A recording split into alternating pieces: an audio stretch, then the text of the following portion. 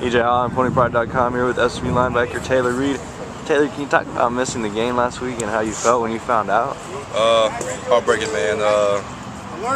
It was crazy. I was definitely upset. You know, you want to play in all your games. It's my first time, in my career here at SMU missing the game, so it was hard.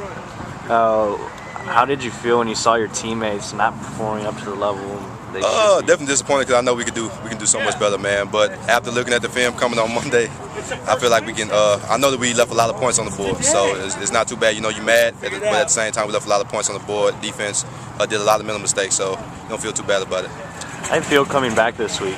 Feels great, man. I got fresh legs. I got to sleep in, man. But it feels good to be back with my teammates, man. Be back around coaches and teammates, so it feels good. Uncharacteristically, 2 losses in a row after a 5-1 start. But what's the mindset of the team this week? We got to bounce back, man. We got to persevere. We got to fight through adversity. Tulane, you know, they have a lot of good athletes, man. So, you know, they're going through a coaching change, you know, but they still gonna fight hard. So we got to come ready. In your opinion, what's been the problem these last 2 weeks? Why the sudden drop off? I mean, honestly, I don't know what the problem was. I thought we had the chemistry. I thought we had it all together for a second. You know, we started off 5-1.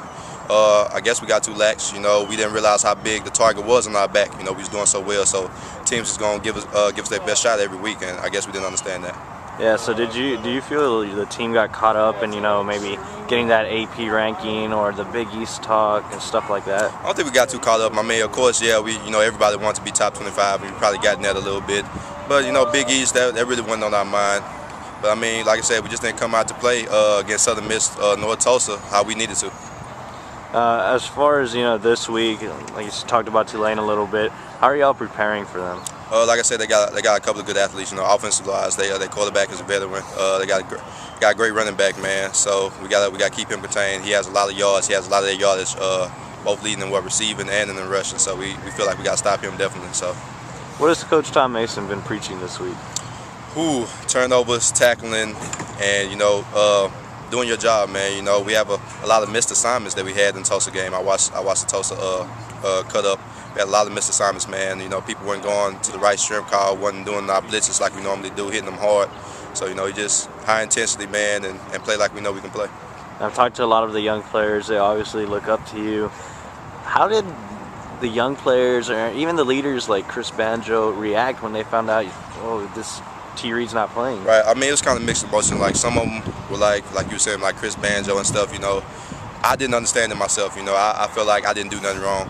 But, you know, after talking to them, talking to great leaders like, you know, Chris Banjo, Victor Jones, Tolan Pippen, man, they talked to me and they sat me down and we thought about it, went back through the game. We even watched the game at their house, man, and they showed me, like, why'd you do this? Why'd you do all that, man? I shouldn't have shut out my teammates. You know, they gave me great leadership, man. So I understand what I did wrong, so and it'll never happen again. Well, Kevin Pope took your place in that Tulsa game. Can you talk about Kevin and what he can bring and how impressed you were with him? Oh yeah, without saying, I mean, he did a good job. A couple of mistakes, but that's only comes with the lack of experience he has. he's gonna be a great linebacker, man. He's gonna be a great player here, man. So I mean, he did a great job while I was gone. This is homecoming week, so what's kind of the excitement around here? Win. You know that you got everybody getting ready. You said homecoming. We got step shows here. We got, you know, they making the floats. You know, everybody getting excited for homecoming. All that's left to do is for the football team to win, and we feel like that's a must do this year. Tulane doesn't have the best of records, so how do you keep your team from looking ahead to the following weeks? One game at a time. Coach Gans, all our coaches, but mainly Coach Gans tells us one game at a time. I mean, this is the best team we're going to face because the next team is going to face, man. We're not looking past Tulane at all. We know this is a big win. They want to win as much as we do. We feel like this is a must-win for us, so we got to take care of business. Coming back to the linebackers, you got Randall Joyner, who also stepped in. You got Stephon Saunders. Can you talk about how you've been helping those younger players? Oh, definitely. Just showing, I mean, me telling them, I mean, you can't play like Stephon was. I'm telling him, you know, talking to him earlier this week, you can't play like a freshman. I know you're a freshman. I expect a lot out of you, man. He's getting a nod, I think, this week. I mean, he's been doing a good job so far in practice. Also, Randall Joyner, man, when you get your opportunity, man, take advantage of it. I feel like he did last week. You know, he made a lot of plays, but also a lot of plays missed, you know, just for the lack of not playing as much. So, I mean, they've been doing real well this week, though. So. Now this team won or last year's team won the division. This year's team seems like they may be out of contention. How are y'all handling that? Is your goal just to get to the bowl now? I mean, our goal is to win out. I mean, we have 4 more games, man. Taking one game at a time, but definitely we're trying to win out. I mean, we know, yeah, we just need one more win, 2 more wins for a bowl game. So I mean, yes, we got the bowl game in our mind, but for the most part, we're just talking about winning each game, one game at a time. Your team's leading tackler this year. You can talk about how you've been able to be so effective this season. Just doing my job, man. Trusting my teammates that they're gonna do theirs, man. I mean, we have a great front 3 up there.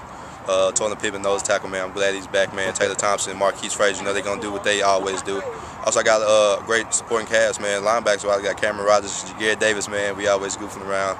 I can expect a lot of things out of him, man. We had Victor Jones, he went down, man.